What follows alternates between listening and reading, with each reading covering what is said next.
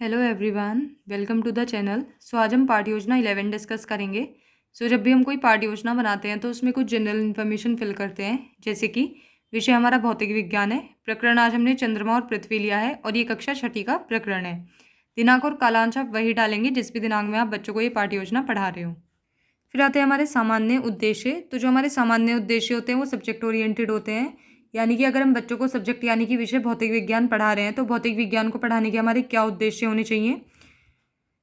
तो छात्राओं में वैज्ञानिक गतिविधियों को आधार बनाकर मूल्य, दृष्टिकोणों, नैतिकता का विकास करना। अगर हम बच्चों को भौतिक विज्ञान पढ़ा रहे हैं तो उनमें समस्या समाधान करने की आदत विकसित होगी, उनमें वैज्ञानिक ज्ञान आएगा, वो अपनी डेली लाइफ में भौतिक विज्ञान को यूज़ कर सकते हैं और उसमें सुधार ला सकते हैं, अपनी योग्यता व क्षमता का विकास कर सकते हैं। तो ये सभी उद्देश्य हमारे सामान्य उद्देश्य में आएंगे। आप इनकी संख्या 5 से 6 लिख सकते हैं।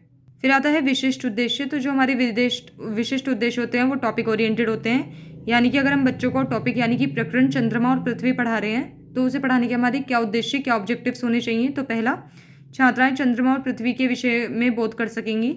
दूसरा, छात्राएं चंद्रमा के विषय में रुचि विकसित कर सकेंगी। तीसरा, छात्राएं चंद्रमा और पृथ्वी से संबंधित चित्र बना सकेंगी।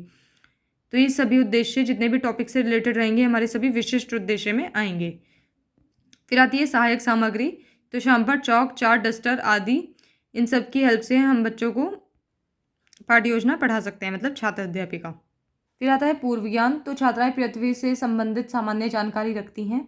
फिर आते हैं प्रस्तावना प्रश्न। तो जो प्रस्तावना प्रश्न पूछने का मेन एम होता है वो होता है कि बच्चों में इंटरेस्ट डेवलप हो जो भी हम उन्हें टॉपिक पढ़ाने जा रहे हैं।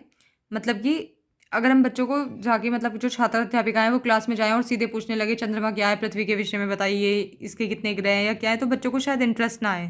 लेकिन अगर वो उनसे लाइफ से रिलेटेड पहले कुछ क्वेश्चन पूछेंगी और फिर उन्हें बात तक, उनके टॉपिक तक ले आएंगे तो उनमें इंटरेस्ट और क्यूरियोसिटी भी आएगी कि आज हम क्या पढ़ने वाले हैं। तो इनकी संख्या हमें 4 से 5 रखनी होती है और इन्हें पूछने का एक जिगजैग पैटर्न फॉलो होता है। जैसे कि जो क्वेश्चन फर्स्ट है तो जो उसका आंसर आएगा उससे रिलेट करके ही हमें नेक्स्ट क्वेश्चन बनाना है। मतलब जो क्वेश्चन है और आंसर है उनमें एक रिलेशन होना चाहिए।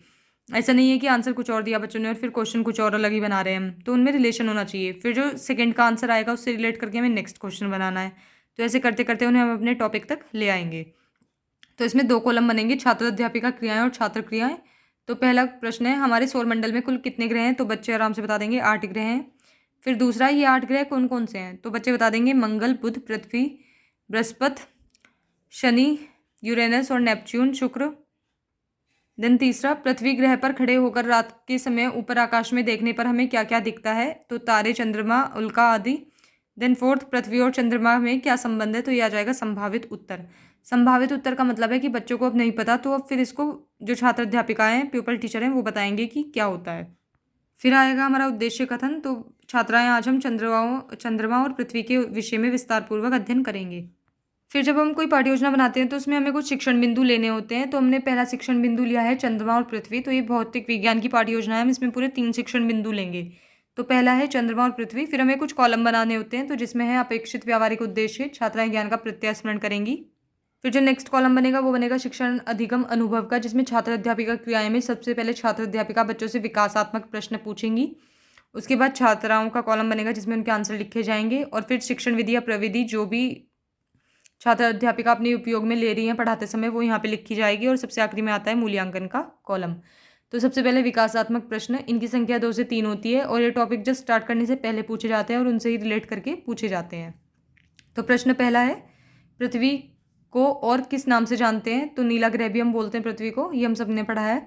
दूसरा, चंद्रमा और पृथ्वी के विषय में आप क्या जानते हैं। तो यह आ जाएगा संभावित उत्तर। संभावित उत्तर आया है मतलब बच्चों को नहीं पता इसमें ज़्यादा कुछ, तो हम फिर इसको बताएंगे। फिर आता है शिक्षण विधि या प्रविधि। तो यहाँ पे कौन सी विधि या प्रविधि उपयोग में आई है। तो प्रश्नोत्तर विधि आई है, क्योंकि छात्र अध्यापिका ने बच्चों से प्रश्न पूछे और उन्होंने उत्तर दिए हैं। तो हम यहाँ पे लिख देंगे प्रश्नोत्तर विधि, उसी के सामने जहाँ पे हमने प्रश्न पूछे थे। फिर आता है छात्र अध्यापिका कथन। तो चंद्रमा हमारी पृथ्वी का एकमात्र प्राकृतिक उपग्रह है। जिस प्रकार पृथ्वी अपनी धुरी पर घूमते हुए पृथ्वी की परिक्रमा करता रहता है, चंद्रमा का अपना कोई प्रकाश नहीं होता है। यह सूर्य के प्रकाश को परिवर्तित करता है जो हमारी पृथ्वी पर लगभग 1.25 से में पहुंचता है, सेकंड में पहुंचता है। इस प्रकाश को चांदनी कहते हैं, यानी कि मूनलाइट भी कहते हैं। फिर छात्र क्रिया में सभी छात्राएं ध्यानपूर्वक सुनेंगी तथा शाम पाठ कार्य को अपनी उत्तर पुस्तिका में अंकित करेंगी। उसके बाद जो ये शिक्षण विधि या प्रविधि है तो ये व्याख्या विधि है, क्योंकि यहाँ पे अब जो छात्र अध्यापिका है उन्होंने अपना शिक्षण बिंदु यानी कि चंद्रमा और पृथ्वी को अच्छे से समझाया है, तो हम लिख देंगे यहाँ पे व्याख्या विधि। फिर आता है मूल्यांकन का प्रश्न।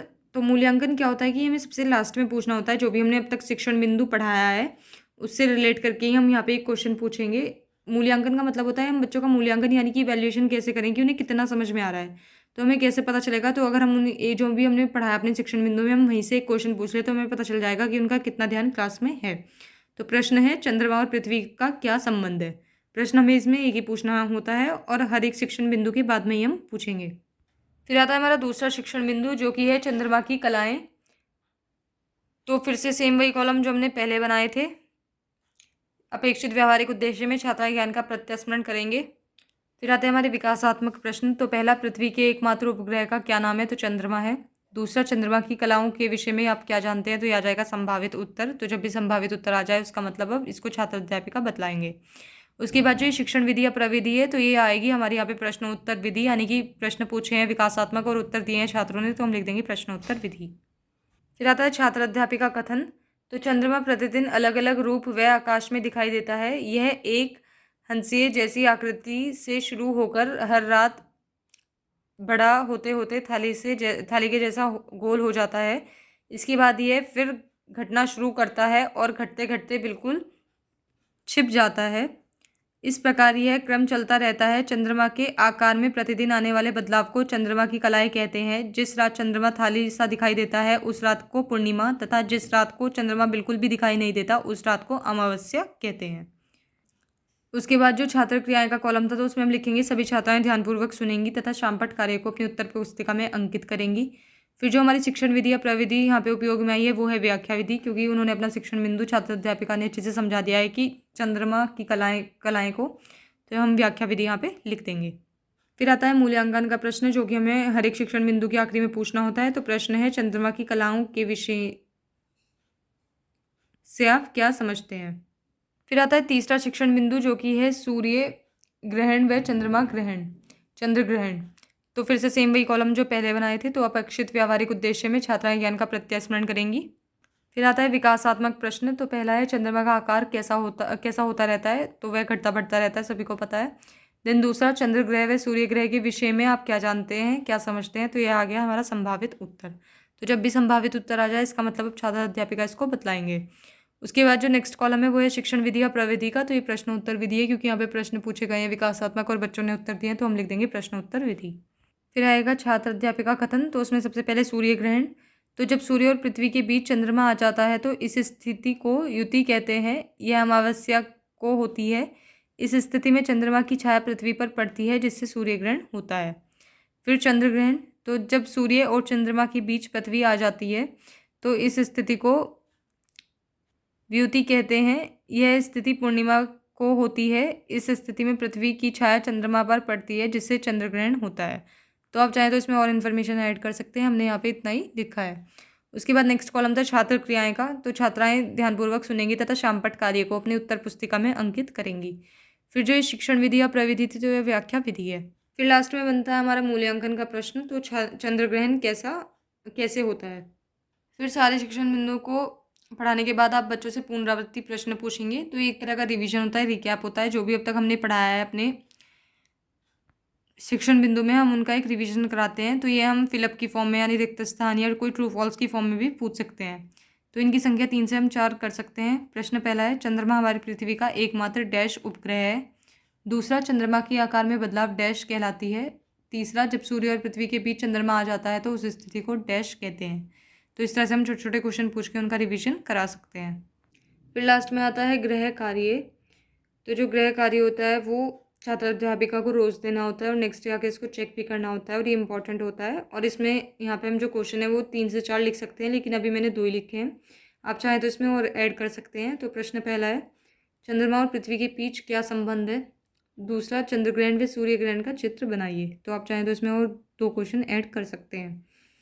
और जब भी आप बच्चों को गृह कार्य देंगे तो उन्हें इंस्ट्रक्शंस भी अच्छे से देंगे कि ये काम कैसे करना है।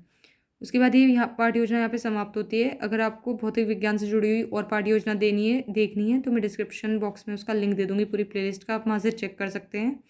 और अगर आपको ये पाठ योजना पसंद आई हो then please like share and subscribe the channel. Thank you.